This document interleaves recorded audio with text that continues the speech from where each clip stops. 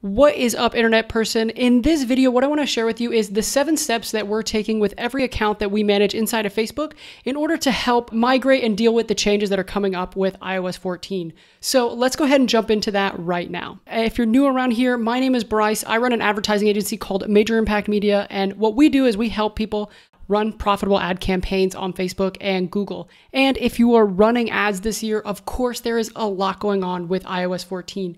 And there's a lot of information out there about what is going on. There's a little bit less about exactly what you should do about it. So what I wanted to do was make this video and share with you guys the steps that we're taking in order to update all of our accounts for what's going on. I put a list of the 7 steps on my website as well, so I'll put a link down to that below if you just want to jump into an article that'll show you exactly what to do. But the very first step that we're taking with everybody is we're verifying our domains with Facebook. So this is one of the first things that Facebook said that we could all do as soon as we get started, which is make sure that every single domain that we have that we're running traffic to is verified with Facebook. It's actually pretty easy to do as long as you own the domain. So you can, it took me about 4 minutes to do this for the domains that we own. And then depending on our clients and how they've got things set up, it can take a little bit longer, depending on what you have access to and who needs to get into stuff. Really, all it involves is going into Facebook here, and then what you can do is choose how you want to verify this domain. So you can see here, they give you 3 options. You can upload a TXT record to your DNS. You can do an HTML file to your server.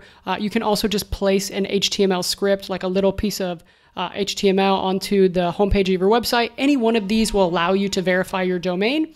Again, this took me a couple of minutes to do for our domains, and this is the very first thing that Facebook wants everybody to do. So that's one of the first steps you can do. The second thing that we're doing and that everyone needs to do going forward is make sure that you choose the 8 web events for your ad account. And so this is kind of the next step after verifying your domain. You have to choose what are the 8 events that you want to be able to optimize your campaigns for. And there's been a little bit of confusion around what exactly these 8 events for. So the best way that I can understand it right now is you will still be able to have as many custom conversions that you want inside your account. I think for every account, it's like 100 or 125. So you can still create as many custom conversions as you would like. The difference is if you want to optimize a campaign for one of those events, meaning you want to run a conversions focused campaign and you want to have it set for a particular event, it's going to have to be one of these 8 events that you choose inside of this 8 web events area. And so while you're deciding like how you want to set these up, very important that you choose the most important ones to you. The other way that this is going to affect your account is that when someone has opted out of iOS 14 tracking, and so they don't want to be tracked by Facebook or other websites, then what will happen is when someone goes through your funnel, through your sales experience, through your website, whatever that is, Facebook will only report on one event that actually happened. So if whatever the top event is, the highest priority that you set, that's the one that's going to show up in your reporting. All the other ones will be missing, but this only affects people who are on iOS 14 and have actually opted out. So the way that we have actually prioritized this with all of our clients is, set the most important, deepest event of your funnel as the top one. So like if purchases is the top one, because you want people to buy, use purchases. If the next thing that the next step in your funnel is add to cart would be the second priority. If the next thing you have is maybe like a view content because they view a webinar or important piece of information, then you could do that view content. And then finally back all the way up to, leads and maybe just like viewing an article on your website or whatever that is. So highest priority first, lowest priority last, pretty simple. The only exception we've had is we've got clients who run sales calls funnels. So they're looking for sales calls. And so that's in that case, we have optimized, the highest priority is reporting on our sales calls because that's what the ad team reports on. And then putting purchases second because that's what happens for the business. And they track all that in a different way and different systems are set up. So that's really the only exception. Pretty much everyone, it's just really back in your funnel, right? Purchase, add to cart, important events, leads, whatever that is. So the next step you can take, the third step that we're doing and making sure all of our clients have is make sure you set up some kind of third-party tracking attribution. Going forward, you don't want to be relying solely on Facebook to be your only source of data. If you are trying to optimize all of your campaigns on Facebook pixel data, it's always been off and it will continue to be off and it will be off by even more. So making sure that you have some kind of third-party tracking is going to be super important going forward. So what we like to set up for all of our clients, we've got two platforms that we use. One is called Wicked Reports. There's definitely other platforms that do this in the marketplace. We've just set up Wicked Reports for a while. We like it. It works for us. And so Wicked Reports becomes another source of tracking. And Wicked Reports isn't solely based on pixel tracking. So Wicked Reports will be able to tie in a lot of that data that you could be missing with iOS 14 attribution and being able to get that into like one nice reporting place. The other thing that we set up for all of our clients that we'll continue setting up for all of our clients going forward is Google Analytics. So if you're trying to report on funnel performance, how people are moving through your funnel, through your sales process, all of that, Google Analytics is a fantastic tool that you can use in order to be able to measure how people are going through. So when you do this, what you end up having is you have different sources of tracking that track in different ways from a technical perspective. And then what you can do is you can kind of figure out what is the most useful reporting that you can pull together from all of those. So we will still use Facebook pixel, Facebook reporting for a lot of day-to-day account optimizations, but we'll pretty much always rely back on Wicked Reports for our overall decisions. And then Google Analytics is a really great way for us to see how people are progressing through our sales funnel. And that way we have all of those pieces of data that we can use. We have a clearer picture of what's going on. The fourth step that I want to suggest everybody do is make sure you set up two-step authentication with your business and everybody that's in your business manager. I just know from experience running Facebook ads for years, like every time there's big updates going on, the algorithm gets sensitive and people's accounts and business managers and personal accounts all start getting banned. And so what we've done with every single person that's inside our business manager is everybody has to have security. So everybody has to have on two-step authentication, and everyone has to, we use password managers for all of our stuff. And we recently started doing that because of security stuff. Again, this isn't like a super iOS 14 specific thing, but what I know from doing this a lot is as big updates come on, things get sensitive and accounts just start getting banned. Because if you get your account banned, it's usually just an algorithm deciding that there's some suspicious activity. So having two-step authentication and even going into your business manager and just setting up like your business address, your EIN number, or if you're from a different country, whatever your like business number is, any of that stuff just helps Facebook understand that you're a real team, you're a real advertiser, you're a real business, and it makes you less likely to get banned. And again, knowing that a lot of updates are coming very quickly, it's a really good idea to get that set up now so that you don't deal with any account issues going forward. So the fifth step that everyone needs to take is to implement conversion API tracking, or what is now being called CAPI all over the internet. So what this is doing is right now with the Facebook pixel, everything is set up on the client side. So in the browser, Facebook has a pixel, it's in the browser, it's reading the actions that people take on pages. And what Facebook wants everyone to move towards or to actually manage simultaneously is also the client-side browser and server-side tracking. Server-side tracking has been around since the beginning of advertising. This is how advertising has been tracked for a really long time.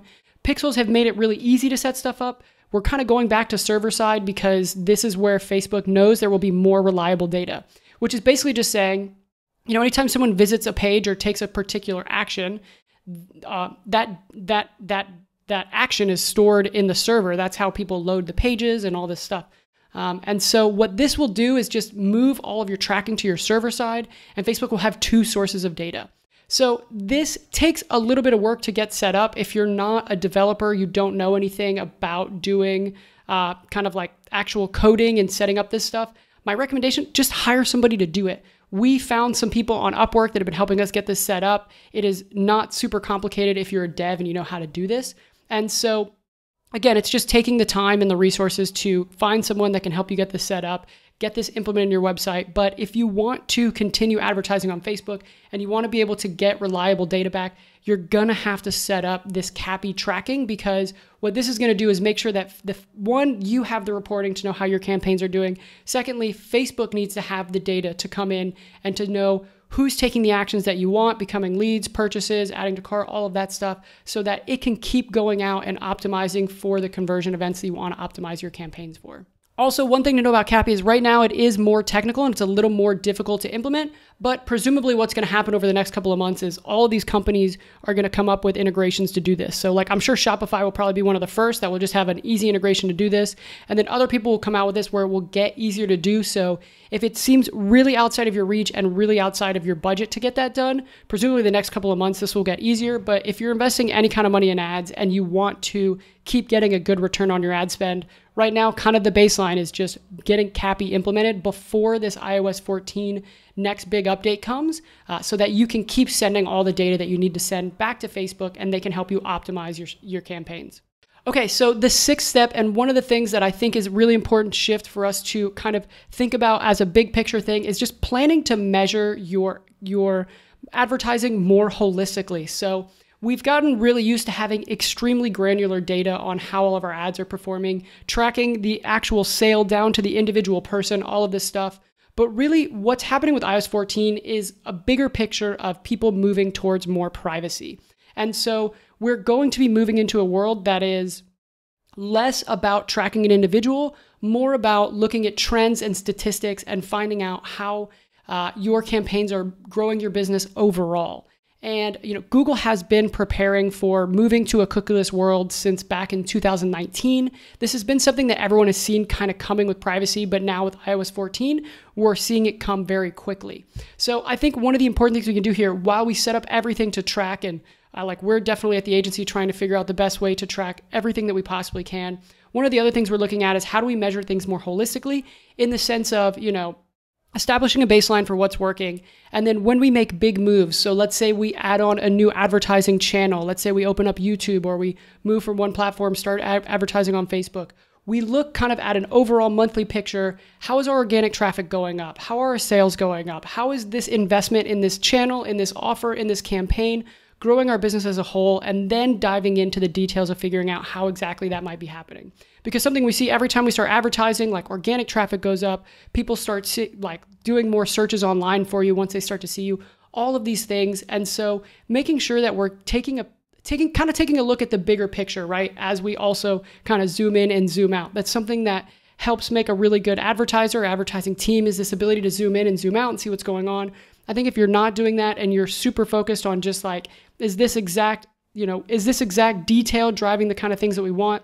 Presumably with iOS 14 and just a move towards more privacy, it will be harder to have that kind of granular tracking in a few years down the line, right?